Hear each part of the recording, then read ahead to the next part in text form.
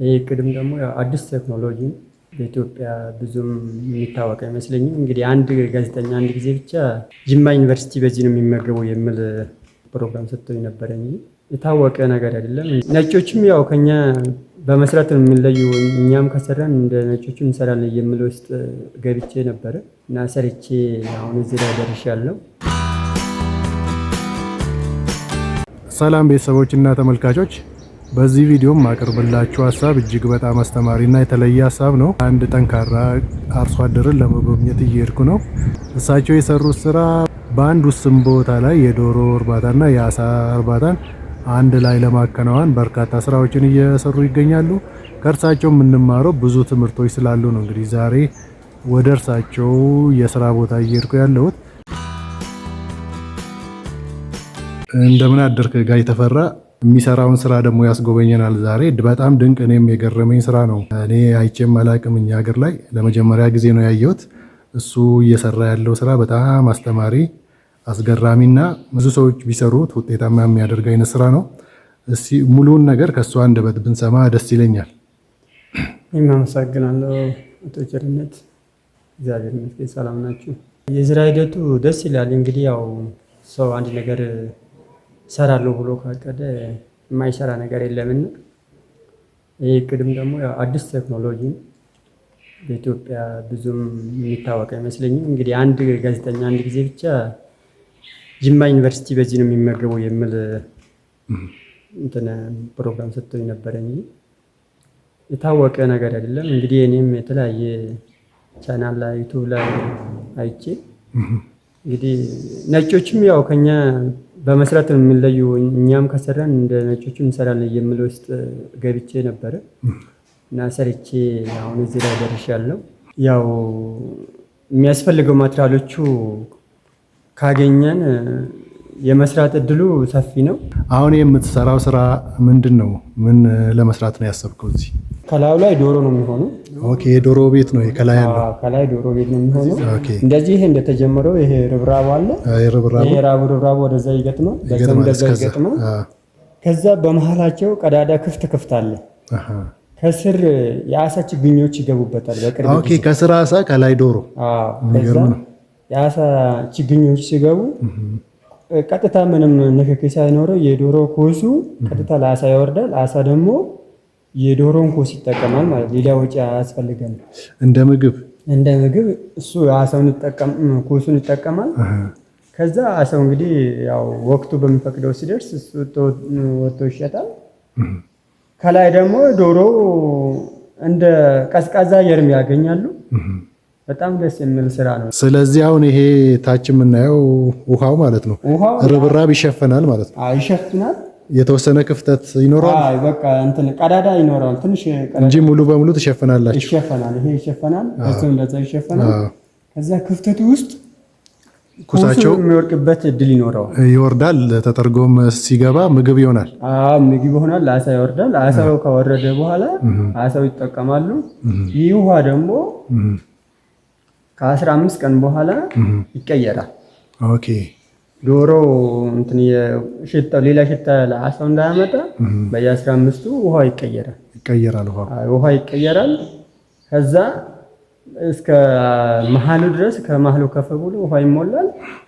ግማሽ ይበልጥ ይለቀቅና ይወጣና ሌላ ውሃ ይገባበታል።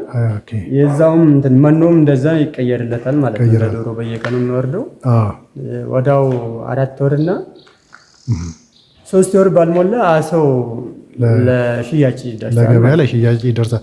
ግን አሁን ከዚህ የሚለቀቀው ውሃ ማዳበሪያ ነው። ይሄን ካወቅ ከላቅም ማዳበሪያ ነው። በጣም ኃይለኛ ማዳበሪያ ነው። በየ15 ቀኑ የምታወጣው ውሃ እርሻ ካለ እርሻ ላይ አትክልት ላይ ቢደረግ በጣም የተለየ ማዳበሪያ ነው። ፈሳሽ ማዳበሪያ እንደሆነ የበግረ መንገዴ ልንገርህ ብዬ ነው። ኢቭን ተሽጦ ገንዘብ ሊያመጣ ይችላል። የግብርና ስራ የሚሰሩም ያው ግቢው ሰፊ ስለሆነ ግቢ ውስጥ ማለት ፓምፕ እንወስዳለን።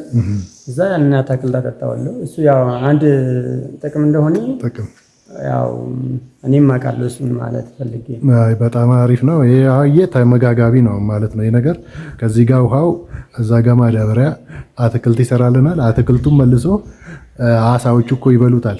ለአሳም ምግብ ይሆናል።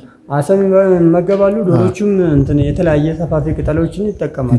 ለዶሮም ምግብ ታገኛለህ። ተመጋጋቢነት ማለት እንደዚህ ነው ጽንሰ ሐሳቡ። ቅድም እንዳልኩ እኔ በዩቲዩብ በአንዳንድ መጽሐፍት ላይ አነባለሁ። በቲዮሪ በንድፈ ሐሳብ ነው የማውቀው። በተግባር ግን አገራችን ውስጥ ዛሬ ነው ያየሁትና እኔ ብዙ ጊዜ የማቀርበው ለራሴ የተመቸኝ የሚያስገርመኝና አስተማሪ አትራፊ የሆነ ስራ ነው ለሌሎች ወንድሞች እህቶች የማቀርበውና በጣም ደስ የሚል ነው። ይህን መጀመሪያ ግን ያሰብክበት ምክንያት እንዴት ነው ያሰብከው? እነዚህ ሁለቱን ነገሮች አንድ ላይ ለመስራት በአንድ ጠባብ ቦታ ላይ ሁለት ስራ መስራት እኔ ብዙ ጊዜ ደስ የሚለኝ የምመክረውም ሀሳቤ ነው። ቦታ ግድ አሁን አሳው ለብቻው አልወጣም፣ ዶሮም ለብቻው ሳይሆን በአንድ ቦታ ላይ ነው ምርትና ምርታማነትን ለመጨመር። ይሄ ደግሞ በመንግስትም የሚደገፍ አሁን ብዙ ሰዎች መሬት አጣም ብሎ ከኔ ጋር ብዙ የሚጻጻፉ አሉ። እኔ ይህንን ቴክኖሎጂ ነው የምመክረው እና ምን ትላለህ አንተ? እንዴት አሰብክ ነው እነዚህን ስራዎች አንድ ላይ ለመስራት? ያው አንድ ላይ ለመስራት ያሰብኩ አንደኛ እኔ እንግዲህ የኑሮ ውድነትን በጣም እየባሰ ስለሆነ የአሳው ምግብ በቀላል ልናገኝ እንችላለን። ለአካባቢ ህብረተሰብም በቀላል ሊያገኝ ይችላል። ለምን አሁን የዶሮ እንትን የአሳ ስጋና የበሬ ስጋ ስለምለያይ አሁን እንግዲህ የኑሮ ውድነትን እያሰብን ስለሆነ 1 ኪሎ 2000 ብር ምናምን ነው የሚገዛው ስጋውን። የአሳ ግን ቀን በጣም ዝቅተኛ ስለሆነ 500 እስከ 800 ብር ባልበለጠ ዋጋ ነው የሚሸጠው የአሳ ስጋ። አንደኛ ህብረተሰብ እዚህ ጋር አካባቢ ላይ ይጠቀማል። እንደኔ ብዙ ሰው ቢሰራ ሰው ስጋ እያማረው ያንን ስጋ ለመብላት ሳያቅተው በልቶ ያድራል ማለት ነው። ትክክል። አሳ ደግሞ ይበልጥ ጤና ይሰጣል። አንደኛ ደግሞ አሳ ንጥረ ነገሮቹ ውስጡ በጣም ለሰው ልጅ አስፈላጊና ተስማሚ የሆነ ምግብ ነው። ስለዚህ አንደኛ ቁጥር አንድ እኔ ራሴ ለመጠቀም እፈልጋለሁ። የአሳውን ስጋ ለመጠቀም ፍላጎት አለኝ። ከዛ አነሳስቶኝ ነው ይሄንን ሊሰራ የቻልኩት። በጣም አሪፍ ሀሳብ ነው። ይሄ በጣም ትልቅ ትምህርት ነው። እንደገና ደግሞ በውስን ቦታ ላይ ምርትና ምርታማነትን መጨመር የሚባል ነገር ብዙ ጊዜ እንሰማለን። አሁን አንተ ያን በተግባር ነው ለኔ እያሳየ ያለው። ዶሮ እዚህ ጋር አለ። በዶሮ ቤት ስር ደግሞ ጉድጓድ ተቆፍሮ እንደምናየው አሳዎች ይረባሉ። በአንድ ድንጋይ ሁለት ወፍ ማለት ይሄ ነው። በቀላሉ ምርትና መሬት አሁን የለኝም ብዬ አልጨናነቅም ማለት ነው። ባለችው ላይ ብዙ ነገር መስራት ይቻላል። ይሄ ትልቅ ማሳያ ነው። አሳውን አሁን ጫጩት ከየት ታገኛለህ? የአሳው ጫጩቶቹ ከሰበታ የቴክኒክና ሙያ ነው የሚመጡ። ኦኬ። ወይ ደግሞ ያው የተለያየ የውጭ ዝርያዎችም የአንተ ፍላጎት ነው የሚወስነው አሉኝ። ግብርናዎቹ እዚህ ወረዳ ላይ የሚሰሩ እነሱ ያው የውጭ ዝርያዎችም አለ። እነሱ ለሌሎች በሚመጣ ሰዓት አብረን እናመጣላለን። ያንተ 100 ምናምን ነው አሉ። እንትኑ እስከ 600 ባለው አሳ ነው ዘር ነው የሚይዘው ስላሉኝ። ኦኬ። አንተ ፖንድ 600 ጫጩት ነው የሚይዘው? አዎ፣ ከ600 ከ500 እስከ 600 እስከ 800 ባለው ነው የሚይዘው። ስፋቱ ምን ያክል ነው? ስፋቱ 10 በ10 ነው። 10 በ10 100 ካሬ ማለት ነው። 100 ካሬ ነው። ከ500 እስከ 800 ይችላል። የዘሩ እድገቱ ይወስናልና በዛ ነው የሚወሰነው አለ። ኦኬ። እንዲህ ያሉት የግብርና ባለሙያዎች ናቸው። የግብርና ባለሙያዎች ናቸው። ኦኬ። ግን ከሁለት ቦታ ጫጩት ማግኘት እንችላለን። አንድ ከሰበታ የግብርና ምርምር የአሳ፣ አንድ ደግሞ ከውጭ የሚያመጡ አሉ። ኦኬ። ዋጋቸውስ? ዋጋቸው የውጭ ከ100 እስከ 250 ነው። አንዷ ፍሬ ከውጭ የሚመጡ ግን የሀገር ውስጥ ከ25 እስከ 50 ብር ባለው ሂሳብ ነው ማለት። በዝርያ ይለያያሉ። በዝርያ ይለያያሉ። ቆሮሶ፣ አምባዛ ይለያያሉ። የትኛው ነው ውድ? ቆሮሶ ይወደዳል ይባላል።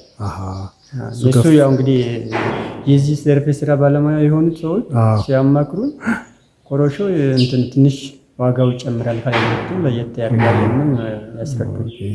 ኦኬ።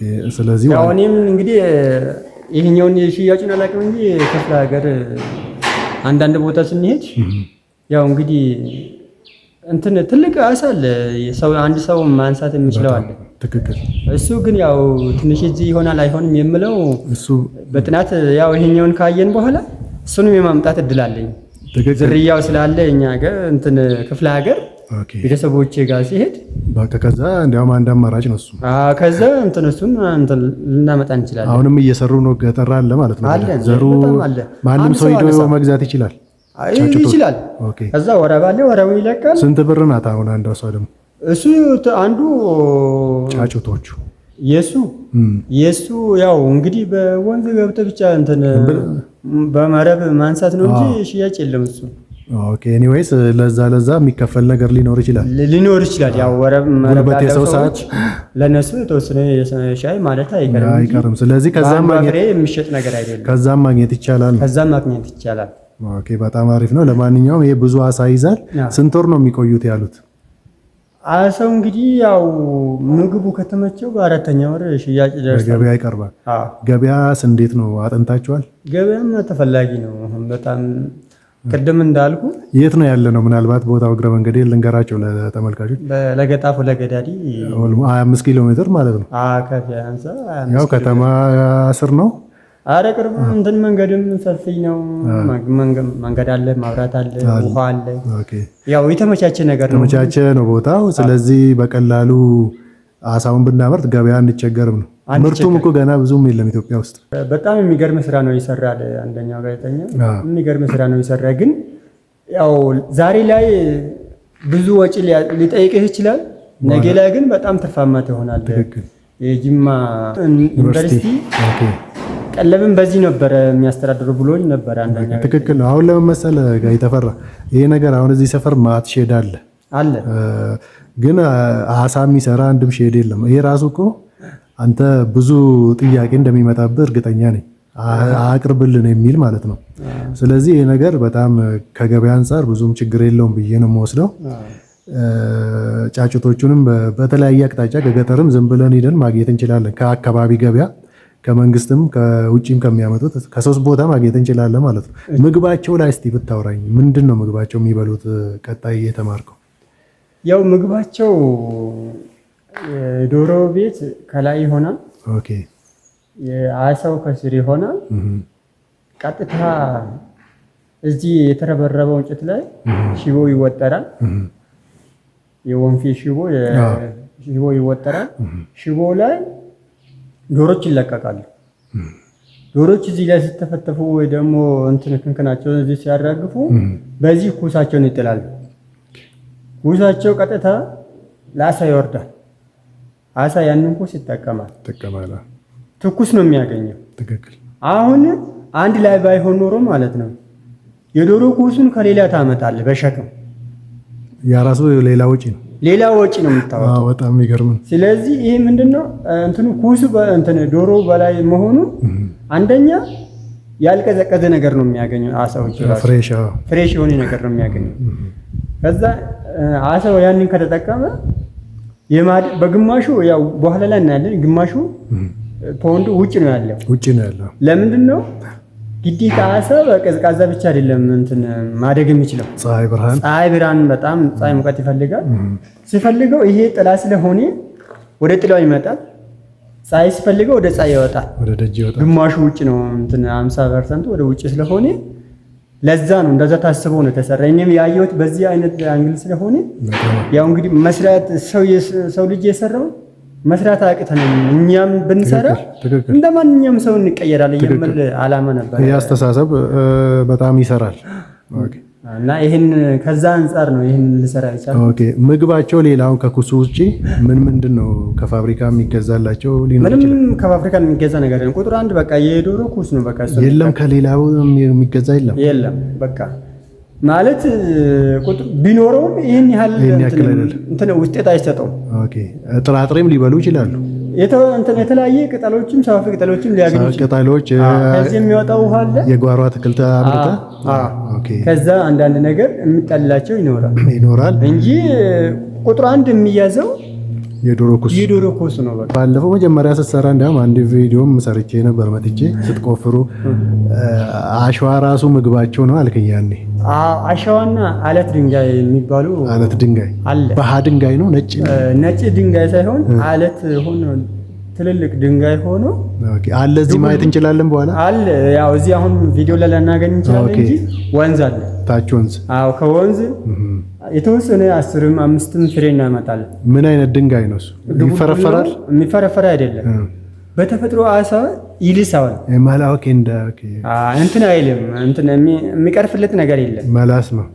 እንዳሞሌጨው ነው። እንዳሞሌጨው ይልሳል። ግን ያው ድንጋዩ የሚወጣለት ነገር የለም። ግን ምንድነው ባህሪው ነው። በቃ ባህሪው ነው። አንደኛ እዛ ስር የመደበቅ ፍላጎት አለው።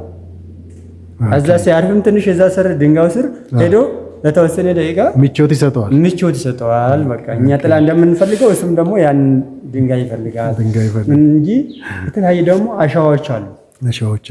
አሸዋ የተወሰነ አሸዋ ይልሳል። አሸዋ እናደርግበታለን እዚህ ላይ በዶሮ ውስጥ ተጨማሪን አንደኛ እንደሆነ እንዳለ እንደ ተጨማሪ ደግሞ አሸዋ የወንዝ አሸዋ አለ።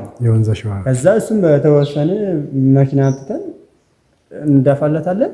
እሱን እያላሰ ድንጋዩ ስር እንትን እያለ ቁጥር 1 የዶሮ እንኩስ ያገኛል። ምግባቸው ብዙ ማሳሰበንም ጤናቸው እንግዲህ የዚህ መልስና ሌሎች ጠቃሚ ሀሳቦች በሁለተኛው ክፍል ይቀርባሉ።